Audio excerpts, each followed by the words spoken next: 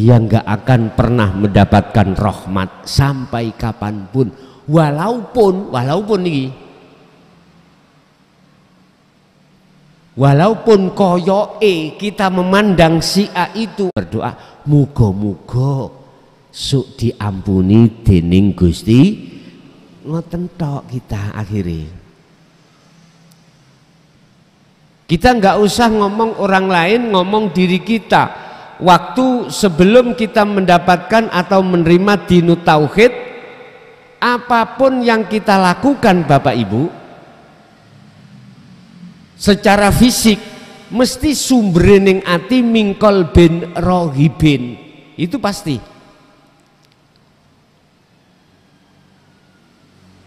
Tapi kalau sampai sudah masuk di dalam tauhid ajan Rasulullah ini, mesti sumbere rohaniyah sampai iku mang adalah mingkol bin zahidin. Apa? Condong hati ini datang Allah. Nek sing depan tadi condong hati ini terhadap selain Allah, yaitu disebut makhluk. Surga makhluk, ganjaran makhluk. Makanya kita nggak pernah Allahu Akbar, hati di dalam ini tidak ada keinginan untuk bertemu Allah, nggak ada. Mesti ingin bertemu selain, yaitu tadi.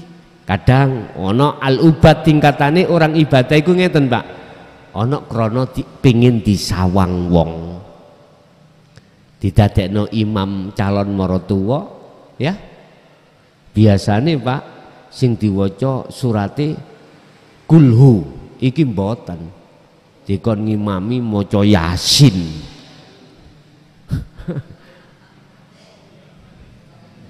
Jadi dipenak-penakno, iling-iling di belakang ada calon marotuwa. Ada yang seperti itu. Kita sholat pengen disawang wong, kita zakat pengen dipuji wong, kita puasa, kita haji pengen diwahne wong. Ada golongan ini, tapi kita tidak ngomong orang lain, ngomong diri kita sendiri. Itu karakter sifat kita sebelum kita menemukan kebenaran. Siapapun kita, sekarang naik tingkatane ibadah, tapi sih krono makhluk menungso wis gak, diwahni wong ya wis gak. Wacanane niate tetep lillahi ta'ala, tapi kula isih pengen diganjar Allah, sik pengen kula oleh sholat pengen dilebokno swarganing Allah. Duh, iki kan makhluk, Pak. Ayo sinten sing wani ngomong nek swarga ganjaran iku Allah? Ayo sinten sing wani ngomong? Mesti ngomong iku makhluk.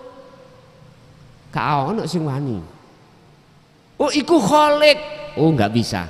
Nggak ada yang berani. Khususnya kita sebagai umat Islam. Karena memang belum tahu cara untuk bertemu Allah. Oleh belum tahu karena tertutup hati kita dengan ajaran tauhid ini. Coba kalau hati kita sudah membuka diri, plek, cara gelas dibuka diseni banyu, mesti saged mlebu. Tapi nek ditutup isen ana masih wis gak usah sak ngene, sak tandon. Curno lah gak iso mlebu nang jero gelas. Fi qulubihim maradun fazadahumullahu marada. Di dalam hati kita ada hijab, Pak, ada tutup. Semakin lama tutup itu semakin tebal. Kalau kita bicara penyakit semakin kambuh, semakin besar. Obatnya nggak bisa masuk. Krono cangkem mingkem. Ayo le mangapo kilo obat, moh pahit, Pak, mingkem dapat. Ya Allah, ya obatnya gak iso mlebu, penyakitnya ya tambah kambuh tadi ini. Sama dengan hal ini, Pak, Bapak Ibu hadirin, kita kembali kepada materi kita. Siapapun kita tatkala di dunia, kok yo ngingkari tidak mau bertemu Allah ruhaniyah kita, kok yo ketututan mati. Surat Yunus ayat 7 dan ayat 8 Allah mengatakan ulaika ma'wahum annar. Tempatnya ruhaniyah kita mesti panas, hati kita mesti panas. Hakikate nek gak cocok takdir sing kita temukan, syariate anar berarti besok kita golongan-golongan ahli azab. Naudzubillah min dzalik. Wis, mengapa Allah kok menurunkan firman atau wahyu ini? Ada asbabun nuzuli, Pak. Apa asbabun nuzuli ayat ini? Ternyata banyak hati umat manusia yang di situ bersukaria, hatinya hanya pada kesenangan dunia.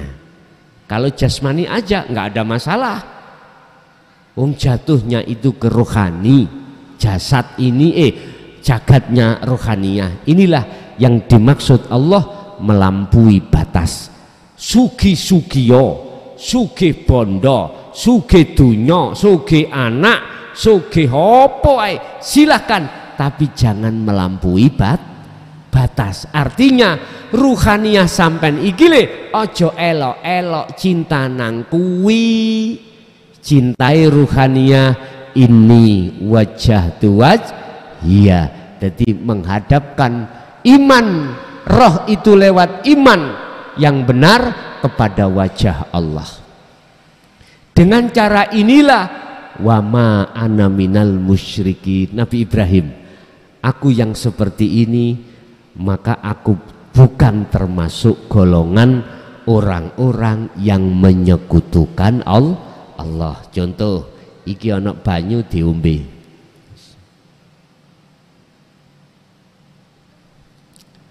Sapa wonge nek duweni iman muncule seger iku teko banyu, berarti kita masih syirik pada Allah.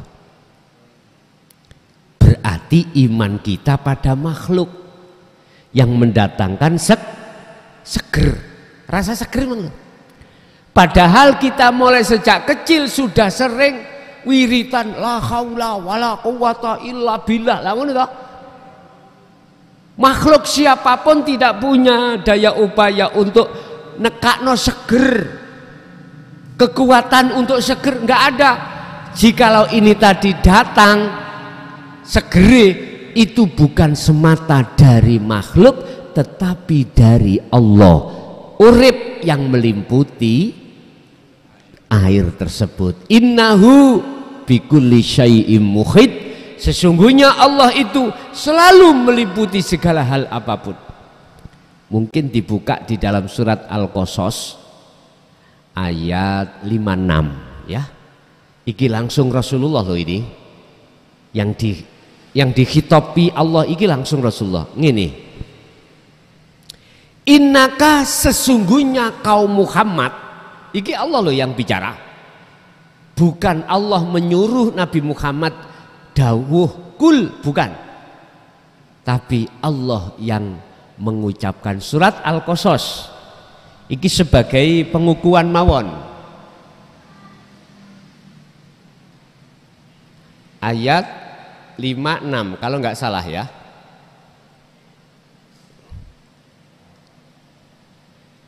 Innaka la tahdi man ahbabta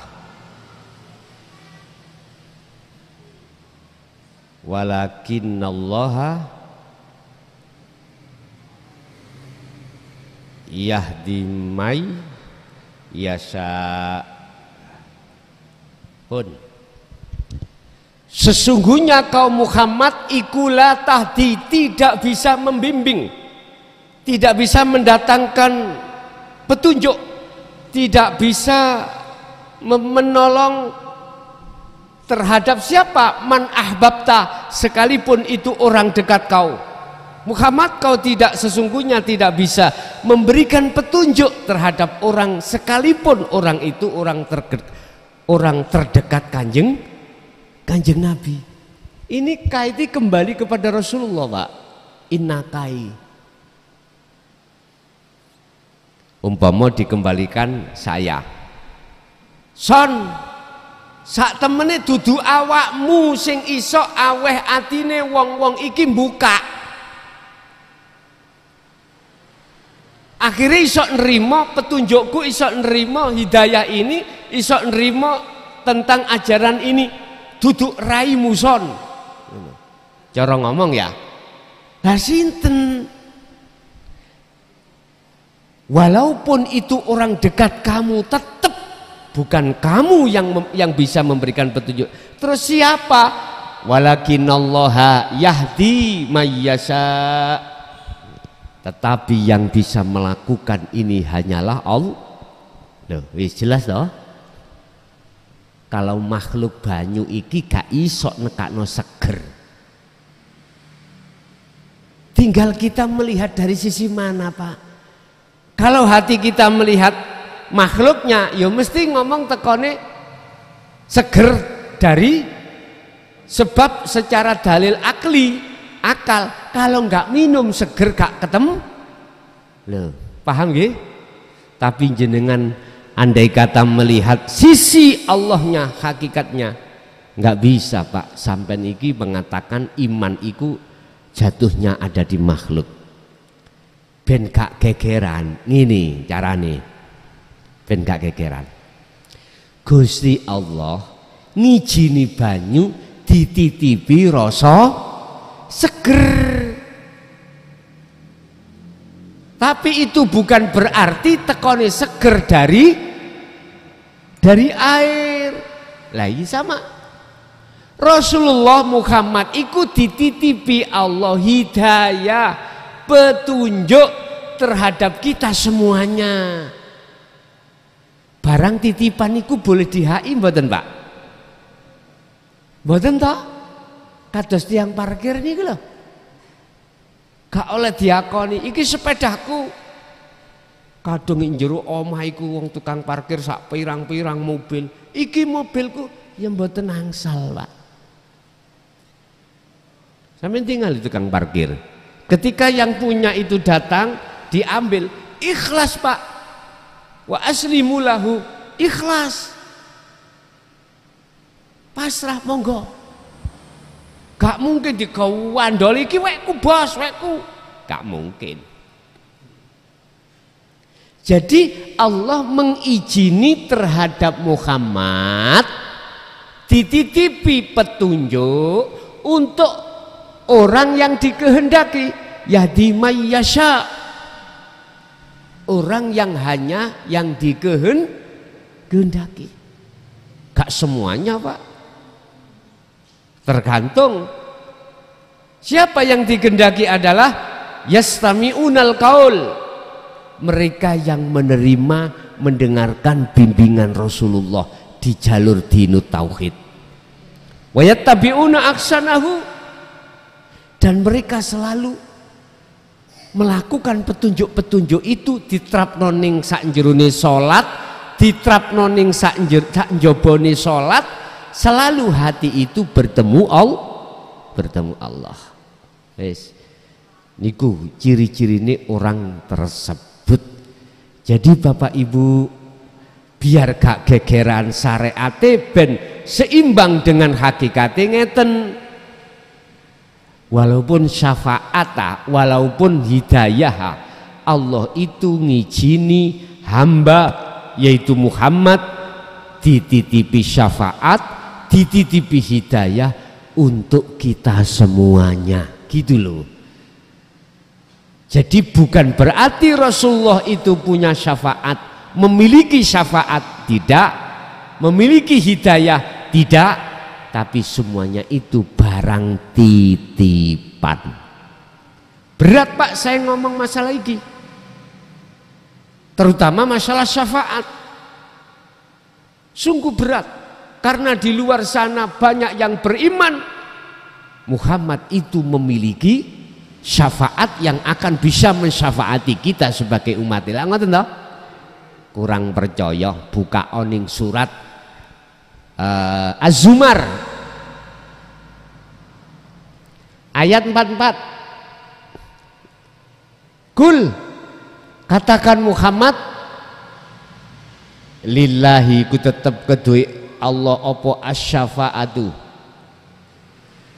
jami'an.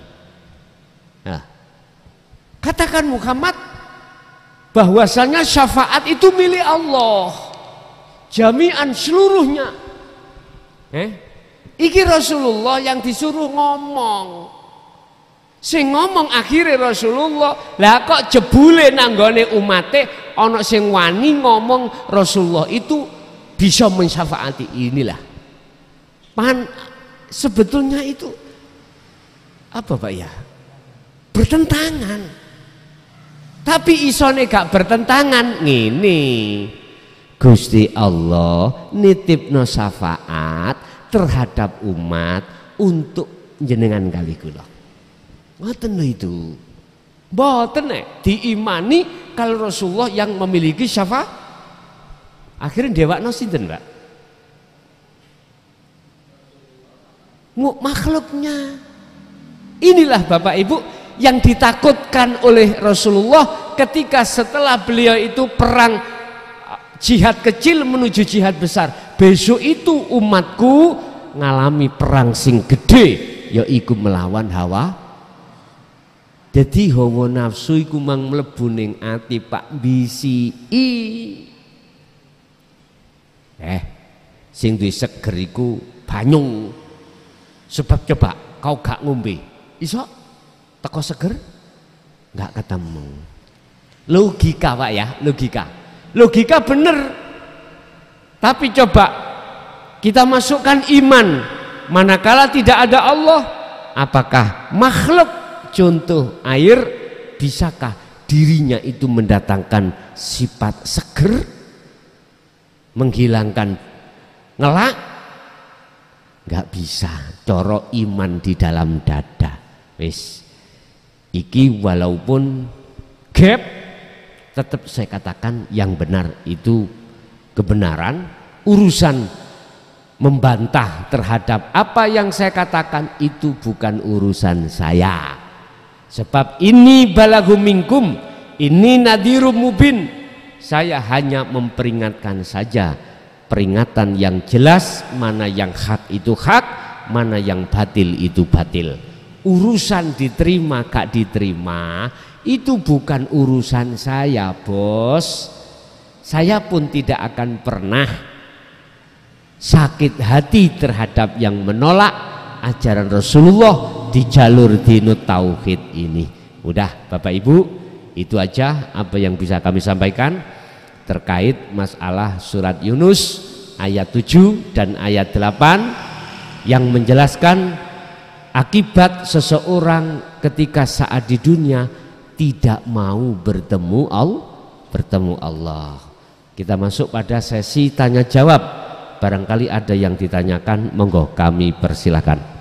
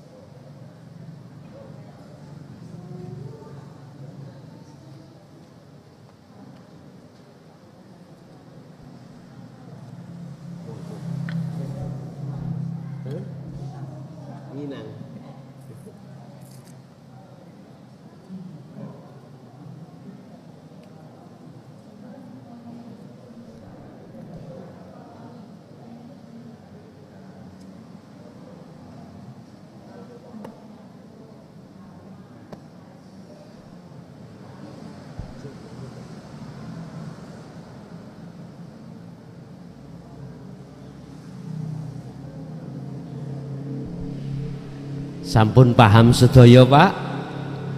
Wis ra enek sing takokne, monggo. Nek takokne monggo.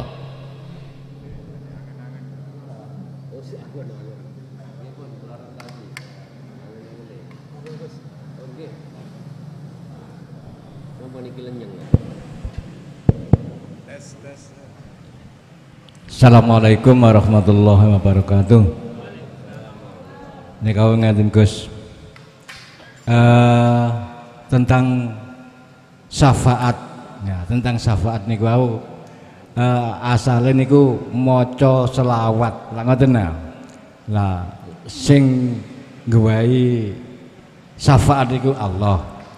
Terus nek maca selawat kudu bersolawat lah, bersolawat niku nopo maksude ngeten, bersolawat niku nopo maksude niku sing nomor setunggal. Nomor kali tentang segar-segaran wau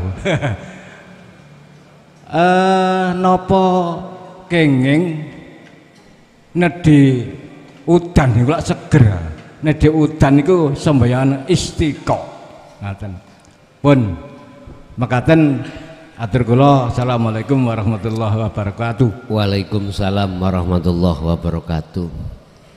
Sudah menjadi tren di tengah masyarakat umum, barang siapa yang ingin mendapatkan syafaat besok di hari akhir, maka bersolawatlah lalu ya. Jangankan kita gak wajib bersolawat, Allah pun bersolawat terhadap Kanjeng. Innallaha wa malaikatahu yusholluna ala nabi. Jelas tak Pak ya? Ya ayyuhalladzina amanu shollu alaihi wasallimu taslima. Bun. Berbicara solawat ini adalah jamak yang mempunyai pengertian iki nek umpami jenengan dereng saged trima ning ati kalem-kalem dhisik. Jamak saka dene as-shalat ai al-maktubah, berarti as-shalawat miturut pandangan hakikat adalah yakfur bittaghuti wa yu'min billah. Artinya apa? Hati jenengan tinggalkan iman selain Allah. Kalau sudah meninggalkan wa yu'min billah, maka iman jenengan itu mesti pada Allah. Wa qala aidan as-shalawah adalah ani budullaha wajtanibut taghut, mengarahkan ruhaniyah sampean itu menghadap dan bertemu terhadap Allah, wajtanibut taghut, dan meninggalkan iman selain Allah. Tempatnya di mana-mana Pak ini, baik jenengan secara syariat di tengah sholat atau di luar aktivitas sholat, itu ada sholawat, penghadapan ruhaniyahmu terhadap Allah. Idza sa'alaka hai Muhammad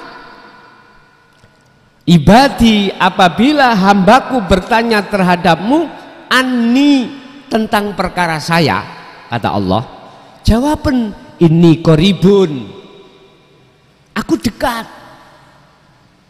Berarti Allah itu dekat dimanapun jenengan berada. Allah ya di sisi jenengan. Cuma meripat atine awak dhewe iki mang ketutupan sesuatu sehingga ora nyoto wujude Gusti wonten mriku. Kathah ayat yang mengatakan keberadaan Allah. Fa aina ma tuwallu fa thamma wajhullah, dimanapun kau mengarah di situ ada wajah Allah. Sampai Allah sendiri berkata, wa nahnu aqrabu ilaihi min hablil warid, aku lebih dekat daripada urat nadi. Itu